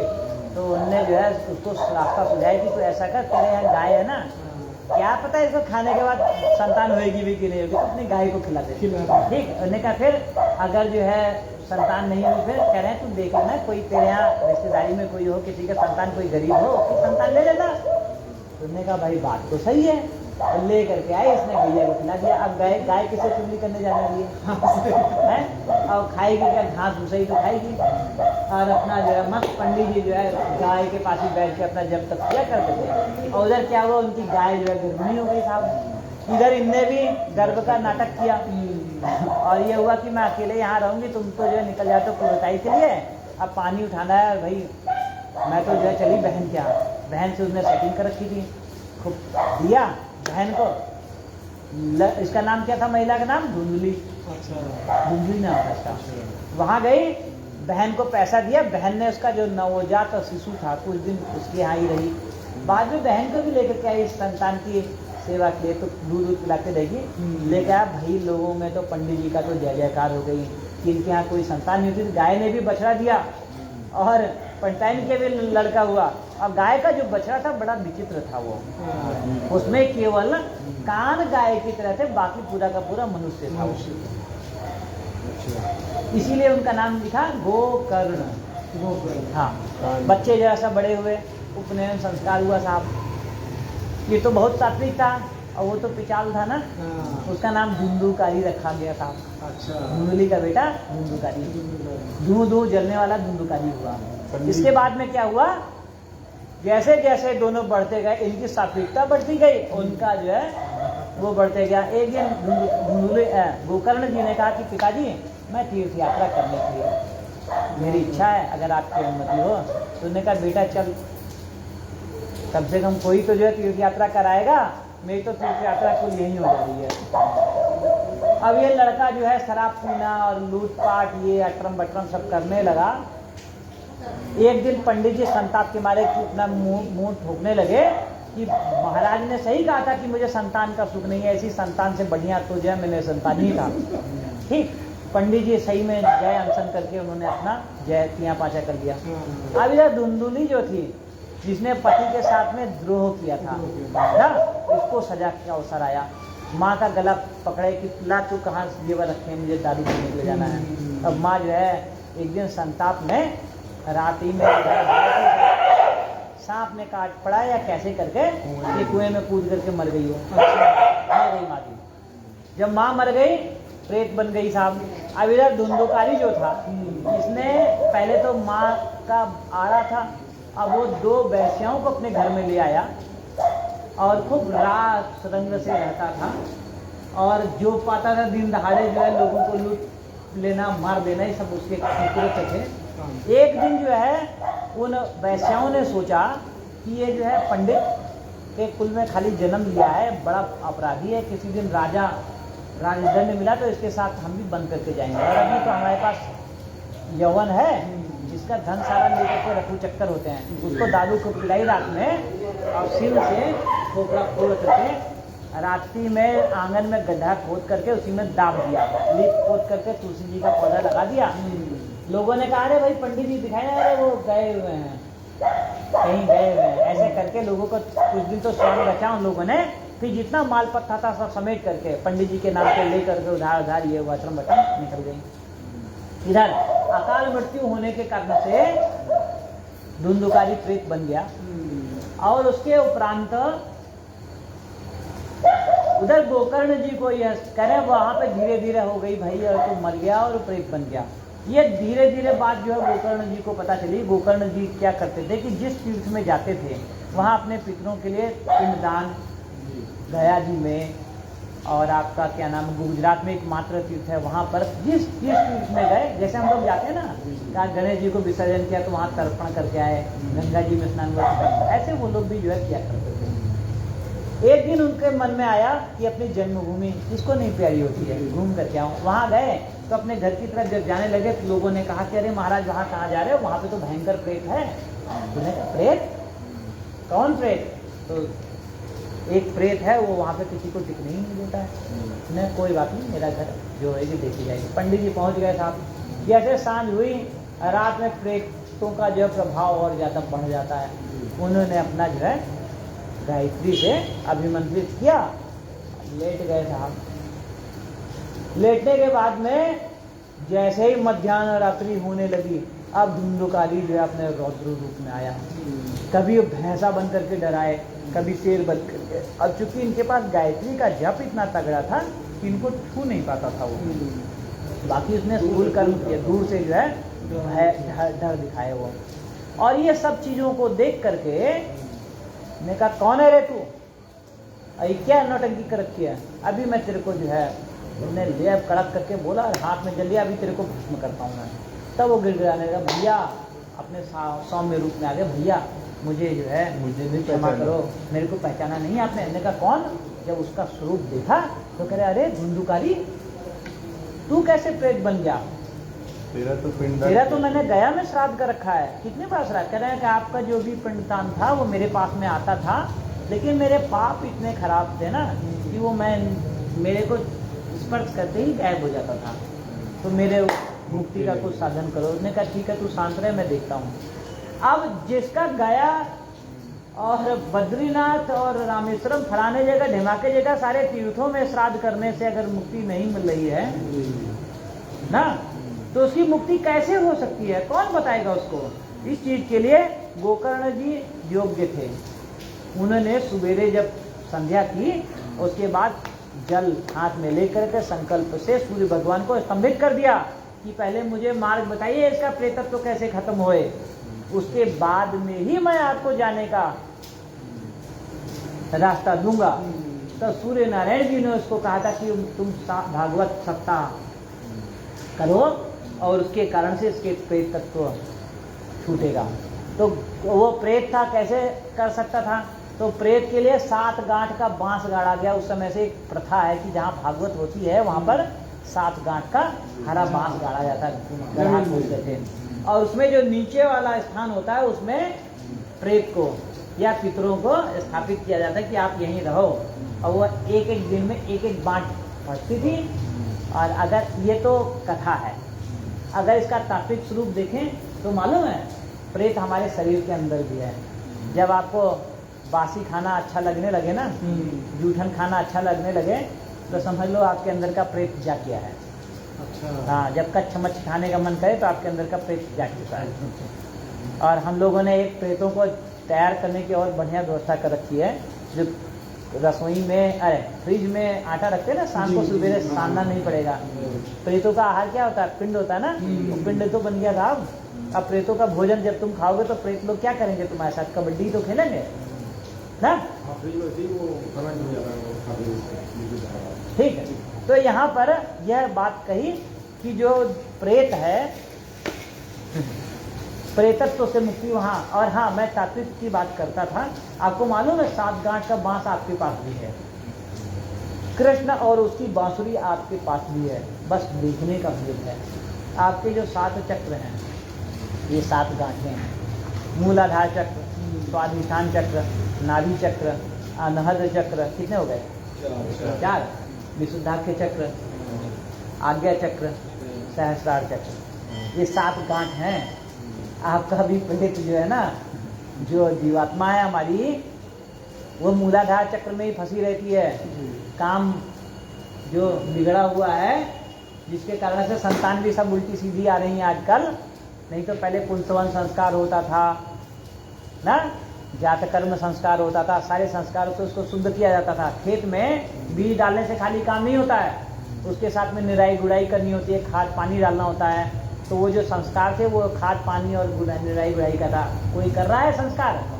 नहीं, संस्कारों से विमुख हो रहे हैं। संस्कार के नाम पे वो लोग सोचते हैं कि बहन बिटिया को भैया न्योता देना और फलाना देना, वो संस्कार नहीं होता है। संस्कार होता है उसके कुछ नियम कायदे होते हैं। ठीक, हम संस्कारों से विमुख हो गए हैं, इस कारण से हम लोगों खुद जिंदा प्रेत के रूप में हम लोग घूम रहे हैं। गिद्ध कौवे क्यों कम हो गए हैं? क्योंकि उनका काम हम लोगों ने ही करना शुरू कर दिया है।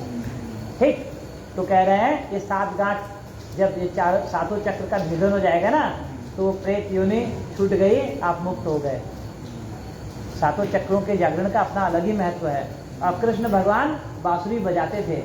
आपकी जो जीवात्मा है ना, अगर उसको आप कृष्ण की तरह से समर्थ बनाने का प्रयास करेंगे तो ये 7 चक्रों के जो 7 गांठें हैं ना, ये 7 गांठ हैं बांसुरी की, तो बढ़िया से स्वर लहरियाँ निकालेंगे वो। फिर आप प्रयास तो कीजिए, उनकी तरफ से कभी कमी नहीं होती है। ठीक, खैर ये प्रसंग और आगे बढ़ जाएगा। अभी हम लोग चल रहे थे पहले अध्याय में।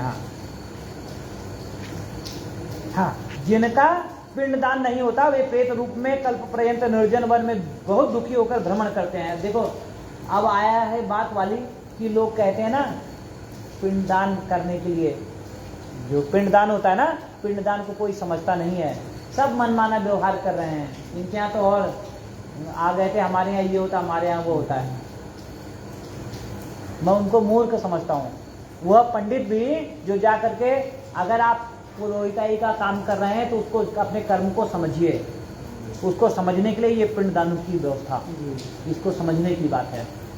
ठीक है, अगर ये हम समझे रहेंगे तभी उस समय पे हम भ्रमित नहीं होंगे। अगर हमारे घर में कहीं आना तो है ही है भाई, जिसने जन्म लिया हो उसकी मृत्यु होनी है, उस समय उसकी सही में सदगति होएगी। आप आसन पे आ जाइए, आसन से नीचे नहीं होना चाहिए। तो जो क्या नाम है सदगति होनी चाहिए वो कैसे होनी चाहिए। मैं अक्सर कहता ना, मलिन षोडशी के पिंड, मैं यहीं से मैंने पढ़ा है, मेरी बुद्धि वहाँ अटक जाती है। लोग 3-5 कहते हैं, मैं इसलिए किसी के यहाँ जाता नहीं हूँ, किसी का करवाने का मेरा मन ही नहीं करता है। लेकिन हाँ, जो जहाँ पे मैं समझता हूँ कि वहाँ पे मैं डांट करके, तुम्हारे यहाँ देखो ना, नरेश सक्सेना जी ने वहाँ पे डांट करके मैं करवाया हूँ, किसी को नहीं सुना दिया। क्योंकि वहाँ पर अगर गलत करेगा तो पुरोहित का भी दोष होता है। वो तो बेचारा, वो तो 50 लोग आते हैं, वो कहेंगे कोई अरे बानियान उल्टी पहनो, तो ये कपड़ा तुमने यहाँ नहीं बाना, या आग ऐसे ले जानी है, पानी वैसे, घड़ा फोड़ना है। साला घड़ा फोड़ने का मतलब क्या है ये नहीं मालूम है, लेकिन फलाने के यहाँ घड़ा फूटा था भाई, यहाँ पे भी फूटना चाहिए। ये तो सर्वा नियम टाइप का हो गया मतलब। लेकिन यहाँ नियम है, यहाँ पे जो नियम है इसको समझना चाहिए। मेरा जो आज ये प्रारंभ करने का मतलब था वो इसीलिए था, और आप लोग सुनने के इच्छुक हुए। मैं तो ये था कि मेरा कम से कम 10 लोग सुनने वाले होंगे तभी मैं कहूँगा, ये मेरा वो था। ठीक है, मैं तो अपना करते रहता हूँ, मेरी शुरुआत ही इसी से हुई है। हाँ, तो हो अब समझने का है क्या कह रहे, सैकड़ों करोड़ कल्प बीत जाने पर भी बिना भोग किए कर्मफल का नाश नहीं होता। आपका कर्माशय में वो कर्म अग्नाशय चले जाएगा और आपका आमाशय नष्ट हो जाएगा, सही है, लेकिन कर्माशय कभी नष्ट नहीं होता है। शरीर नष्ट हो जाता है तभी भी कर्माशय माने कर्म की थैली बंधी रहती है। वो जब भी खाली होएगी, जब भी शुद्ध होएगी, जब आप कर्म का विपाक कर चुके होंगे। कर्म का विपाक का मतलब समझते हैं, जो कर्म किया है उसका प्रत्युत्तर भोग दिया है आपने। आप एक मुट्ठी मारिए ना पत्थर पे, जब आप पत्थर पे मुट्ठी मारेंगे, ये कर्म आपने किया। पत्थर ने आपको जो प्रतिक्रिया दी, आपके हाथ में चोट जो लगी, जिस वेग से मारेंगे उस वेग से आपको चोट लगेगी। बहुत वेग से मारेंगे, हो सकता है हड्डी भी टूट जाए। ये कर्म है, ये इसका विपाक है, समझ रहे हैं। तो कह रहे हैं जब तक ले कर्म को भोग नहीं लेंगे तब तक ले कर्म नष्ट नहीं होता, और जब तक वह पापी जीव यातनाओं को भोग नहीं कर लेता तब तक उसे मनुष्य शरीर प्राप्त नहीं होता। हे पक्षी, इसलिए पुत्र को चाहिए कि वह 10 दिनों तक प्रतिदिन पिंडदान करे। पर डे करने का है, एक दिन का नहीं, पर डे करने का।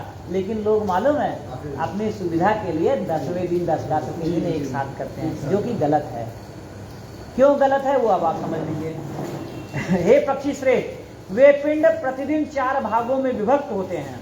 उसमें से जो एक दिया, उसमें से 4 भाग में से 2 भाग तो प्रेत के देह के पंचभूतों की पुष्टि के लिए है। जो देह उसको मिली हुई है अंगुष्ठ, उसके पंचभूतों के पुष्टि के लिए।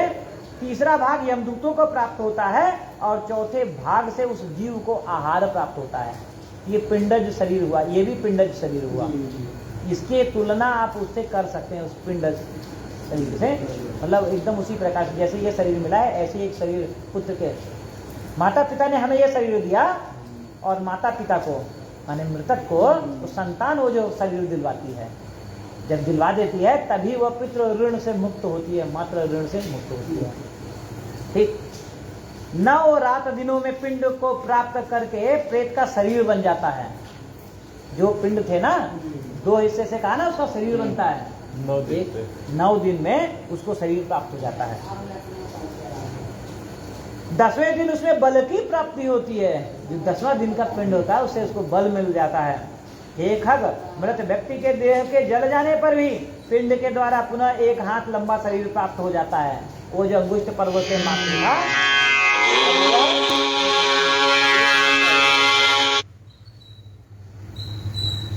अब वह 1 हाथ का हो गया।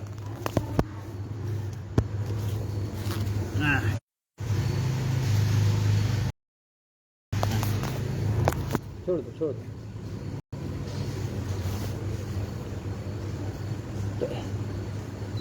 जिसके द्वारा वह प्राणी माने उस 1 हाथ लंबे शरीर के द्वारा वह प्राणी यमलोक के रास्ते में शुभ और अशुभ कर्मों को भोगता है।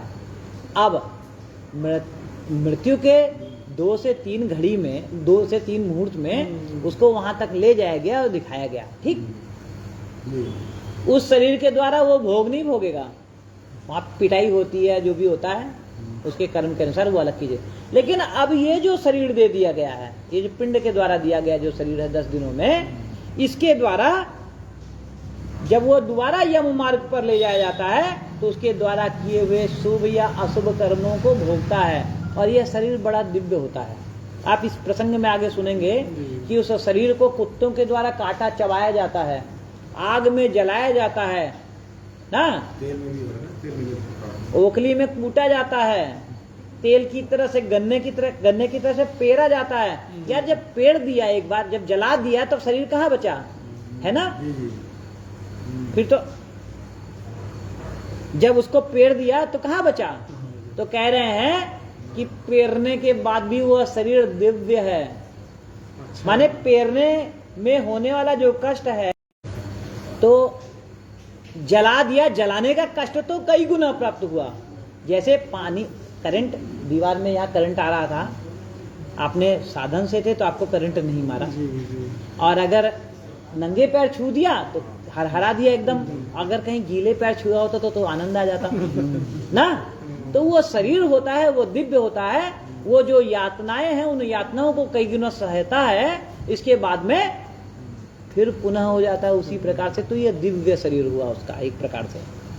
तो पहले दिन जो पिंड दिया जाता है उसके द्वारा उसका सिर बनता है। अब वो 10 दिनों में किस प्रकार से उसका शरीर का निर्माण होता है। अब इसको गर्भकाल से तुलना कर लीजिए आप, यहाँ 1 दिन वहाँ 1 महीना, माने गर्भ में 1 दिन, एक मृतक का शरीर, पिंड का 1 दिन, गर्भ में 1 महीना। ये इस प्रकार से कैलकुलेट करते चलिए तो आपको बहुत बढ़िया से समझ में आएगा क्यों इसको इस शरीर को क्यों पिंडज कहा है। उसको क्यों, वो तो पिंड से साक्षात तैयार हो ही रहा है, और इसको पिंडज क्यों कहा गया ये भी आपको समझ में आ जाएगा।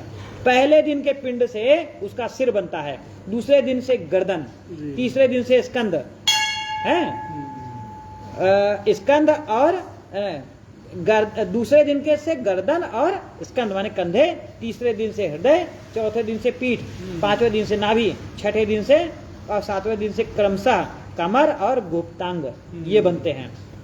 8वें दिन के पिंड से ये जंघा, और 9वें पिंड से जानू माने घुटने और पैर बनते हैं। इस प्रकार 9 पिंडों से देह को प्राप्त करके 10वें पिंड से उसकी भूख और प्यास दोनों जागृत हो जाती है। अब 10वें दिन उसको भूख लगेगी साहब हैं। इस पिंडज शरीर को प्राप्त करके भूख और प्यास से पीड़ित जीव 11वें और 12वें 2 दिन भोजन करता है। कैसे करेगा, कैसे करेगा? हम लोग करते हैं। 13वें दिन यम दूतों के द्वारा बंदर की तरह बंधा हुआ वह प्राणी अकेला उस यम मार्ग में जाता है।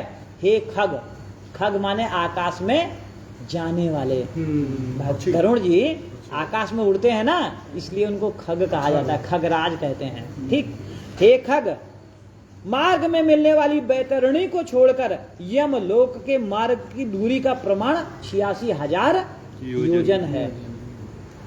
एक योजन कितना हुआ गुरुजी? यार शायद 100 किलोमीटर का एक योजन होता है, ऐसा कुछ करके। युग सहस्त्र योजन पर भानु, देखो युग सहस्त्र योजन पर भानु, तो युग 4, सहस्त्र माने 4,000 योजन। अब वो कैलकुलेशन करो कितना, कितने वैसे है कुछ, उतने योजन पे, उतने किलोमीटर पे वो योजन आप देखोगे तो आपको पता चल जाएगा। ठीक, मेरे को उतना याद नहीं है, जैसा गूगल देवता की शरण ले लेना। ठीक हाँ, फिर कह रहे हैं वह प्रेत प्रतिदिन रात दिन में 247 योजन चलता है पर डे। मार्ग में आए हुए इन 16 पुरों माने नगरों को पार करते पातकी व्यक्ति धर्मराज के भवन में जाता है। कौन कौन से नगर हैं? पहला है सौरपुर, सौम्यपुर, दूसरा सौरीपुर, तीसरा नगेंद्र भवन, चौथा गंधर्वपुर, 5वां शैलागम, 6वां क्रौंचपुर, 7वां क्रूरपुर, 8वां विचित्र भवन, 9वां बहवापतपुर, 10वां दुखदपुर,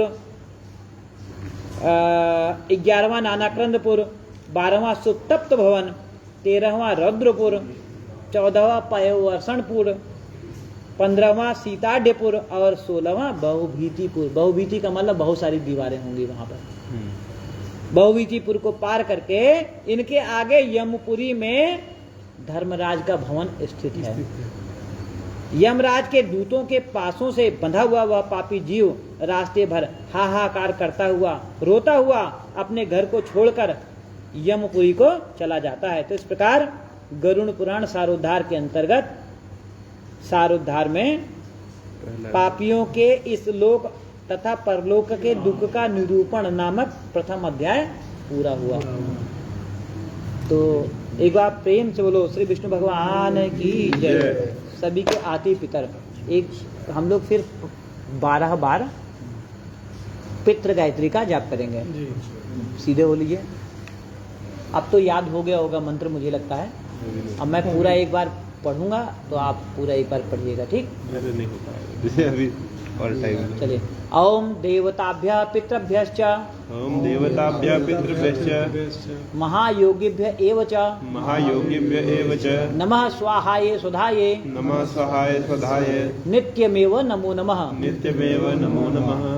तोड़ तोड़ के पढ़ें। ओम ओम देवताभ्य देवताभ्य पितृभ्य पितृभ्य महायोगिभ्य महायोगिभ्य एव च एव च नमः स्वाहाये नमः सहाय स्वधाये स्वधाय नित्यमेव नित्यमेव नमो नमः। नमो नमः। ओम ओम देवताभ्य देवताभ्य पितृभ्यश्च पितृभ्यश्च महायोगिभ्य महायोगिभ्य एव च एव च नमः स्वाहाये नमः सहाय स्वधाये स्वधाय नित्यमेव नित्यमेव नमो नमः। नमो नमः। ओम ओम देवताभ्य देवताभ्य पितृभ्यश्च पितृभ्यश्च महायोगिभ्य महायोगिभ्य एव च एव च नमः स्वाहाये नमः सहाय स्वधाये स्वधाय नित्यमेव नित्यमेव नमो नमः। नमो नमः। ओम ओम देवताभ्य देवताभ्य पितृभ्यश्च पितृभ्यश्च महायोगिभ्य महायोगिभ्य एव च एव च नमः नमः स्वाहाये स्वाहाय स्वधाये स्वधाय नित्यमेव नित्यमेव नमो नमः। नमो नमः। ओम ओम देवताभ्य देवताभ्य पितृभ्यश्च पितृभ्यश्च महायोगिभ्य महायोगिभ्य एव च एव च नमः स्वाहाये नमः स्वाहाय स्वधाये स्वधाय नित्यमेव नित्यमेव नमो नमः। नमो नमः।